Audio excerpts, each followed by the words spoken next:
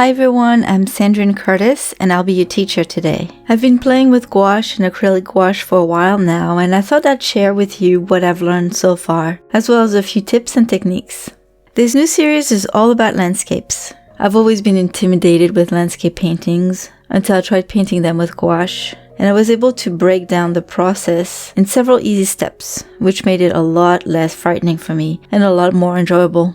So in this first class, we'll learn about the difference between regular gouache and acrylic gouache, and you'll learn how to apply different mixes on the paper, as well as how to paint gradients, which will help you for your final project. Once you're done with practicing, it'll be time to tackle the first landscape.